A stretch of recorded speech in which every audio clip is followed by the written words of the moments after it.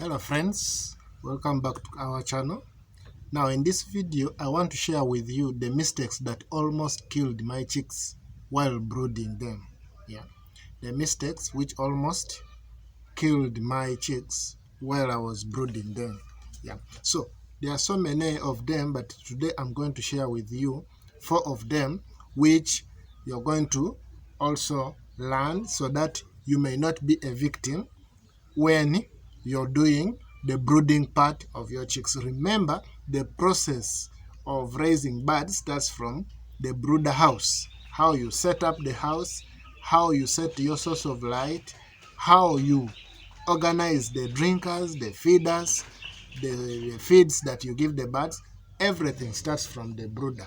So failure to handle your brooding part well, the whole process gets disorganized. So stick around, watch the video until the end. Now the first one is delay to remove the brooder papers in the brooder house.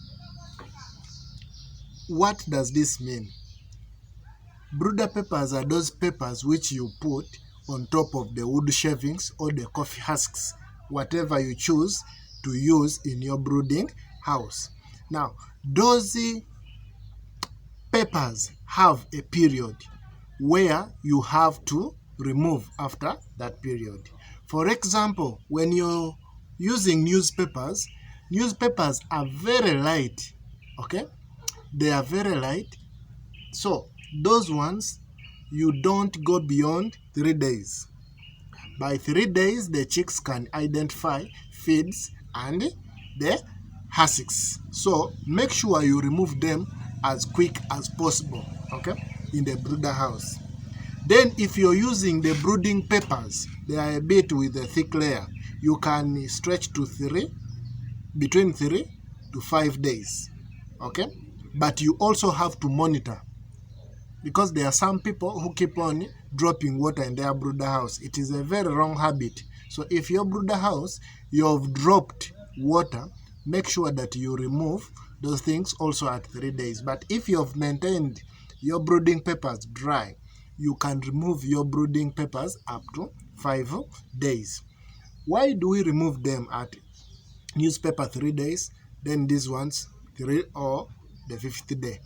Because when you leave those papers inside there for long, okay, there are some people who keep them for like a week plus. You're going to invite the outbreak of sickness, infections in your house, okay, in your flock. One of the sicknesses that will come is coccidiosis. Coccidiosis loves a dirty and wet place, okay? So for you to prevent it, you have to maintain hygiene. Remove those papers as early as possible so that the birds can be on the wood shavings or the coffee husks. In doing that, they are going to be free from coccidiosis, okay? And also there are other sicknesses like cough, okay? Also cough will come in because of that too much ammonia which is on what? On top of the brooding papers. So make sure that you remove them to prevent cough, coccidiosis, and remember, prevention is better than cure. Treating birds is very expensive, okay? The medicine for birds is really expensive. So make sure you prevent by don't delay to remove the brooder paper in your brooder house. The second one is make sure that you don't have a poor setup of your source of heat. Now, I've seen so many people, they lose chicks in the brooder house. But when you visit them and you identify, the challenge is coming from their source of heat. There are those who use pots, brooding pots. There are those who use the bulbs, heating bulbs. There are those who use charcoal stoves, and so many others. There are those who use gas. Now, if you're a person who uses brooder pots, you have to get some small stones, okay? And you set your room just like how you see in our house here.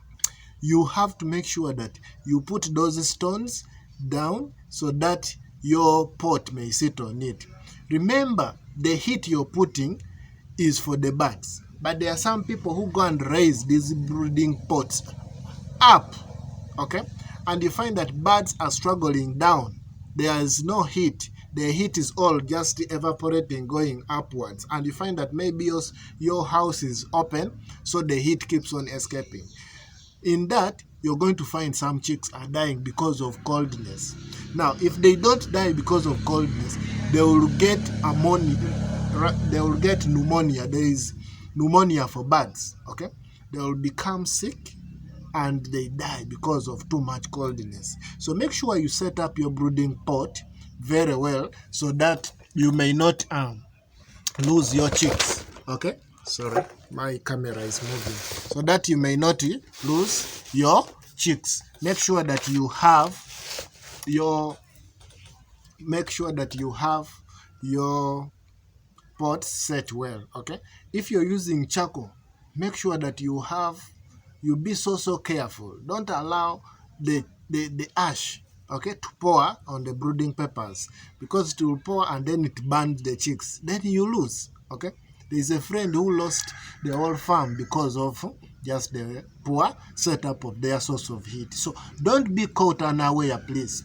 Make sure that you set your brooding pots well to avoid accidents. Okay, there are accidents that can be avoided, so don't enter into accidents and you say you didn't know. Please be sure of what you're doing. This is your investment. Okay, and if you start playing in your investments, then the loss is on you. Okay, when you're shedding tears, you're not going to shed with us. For us, we'll want maybe just a ready product. We will not want to know your losses, your what.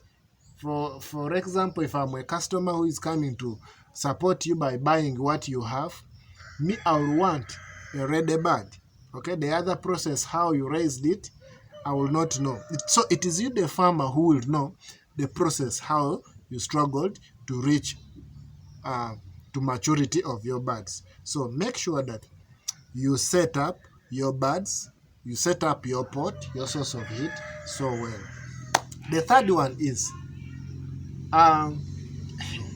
this one is so common, okay?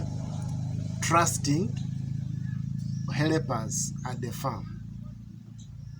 Now, we can trust helpers, but don't trust helpers 100%. Helpers are there to make money. They will be there if maybe you're paying them at the end of the month. They are going to do their work, knowing that at the end of the month, I'm going to get my pay. But they will not pay details. They will not pay much attention to details in the brooder. Yet the brooder needs attention.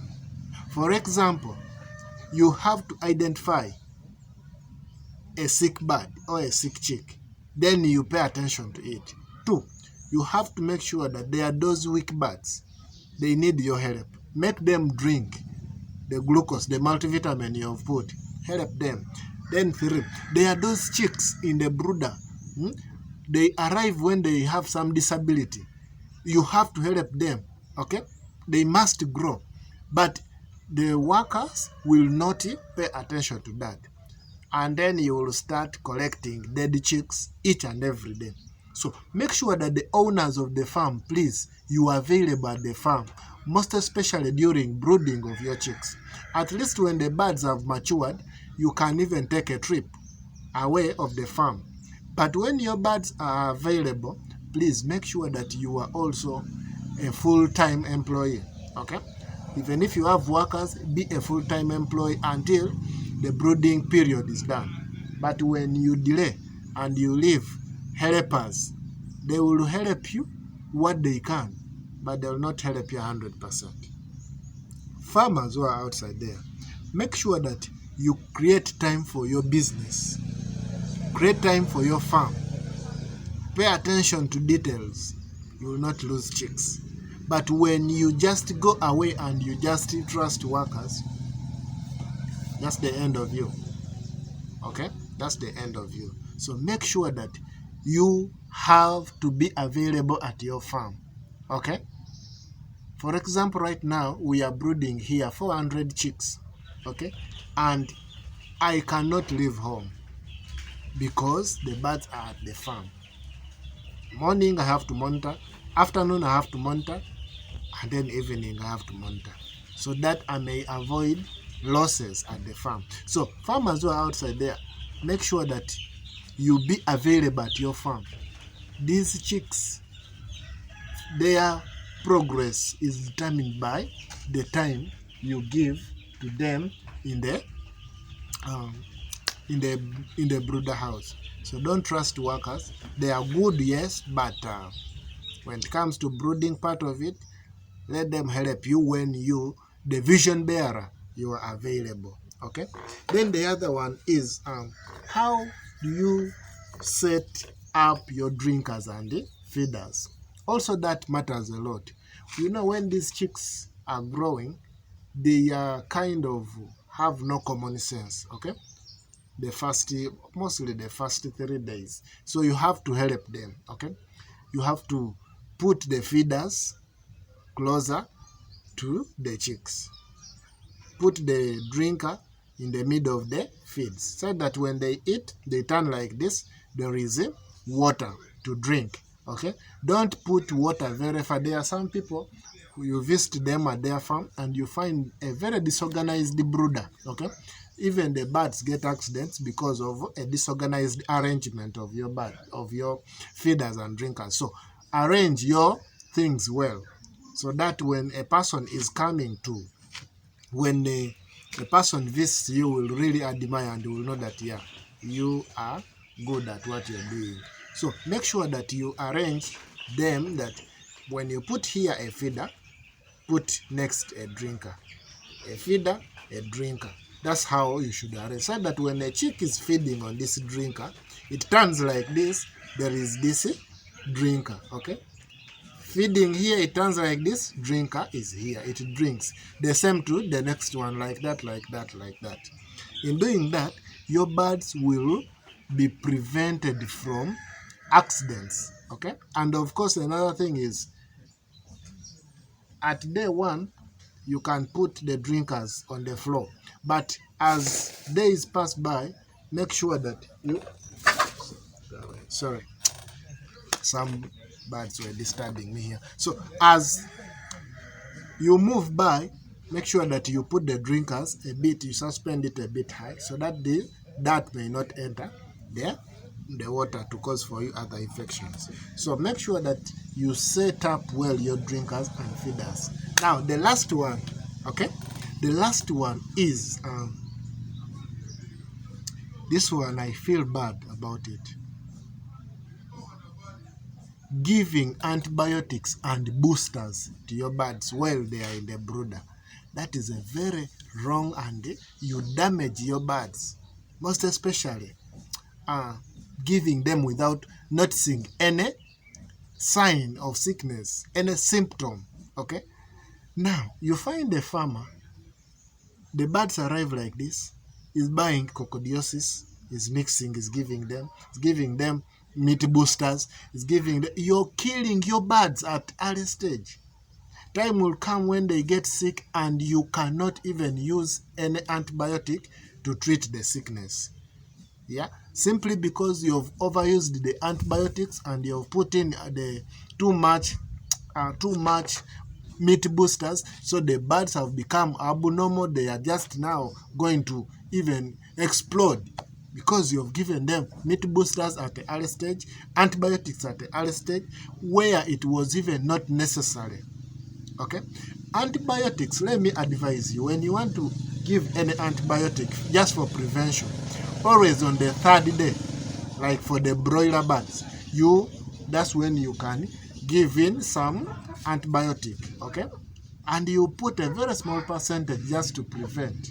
Okay, then the meat boosters, I advise you farmers to leave meat boosters. Broiler birds are birds which have been designed to grow by themselves, basing on the feeds you give. Okay, so the percentage of food you give, it will determine their growth. So farmers, make sure that you don't misuse the antibiotics and the meat boosters. Give your birds at the right time the antibiotics. For the boosters, don't. I advise you don't. For us here, we don't use meat boosters, and we achieve our target within the 4 to 5 weeks. We are ready to sell off our birds. So if you're there and you're wondering, maybe you were using those meat boosters, try it out and you will testify. Yeah.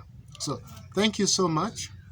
And if you're wondering, who is this? This is Henry, passionate poultry farmer here at Uganda Growers Farm. We are 5 days old at the farm. Of course, I'm meaning we are brooding our birds, as you can see around. And make sure that you like this video, comment, and share so that other people may also watch and we grow together. So thank you so much. I love you so much. Catch you very soon in another video. Lots of love. Bye-bye.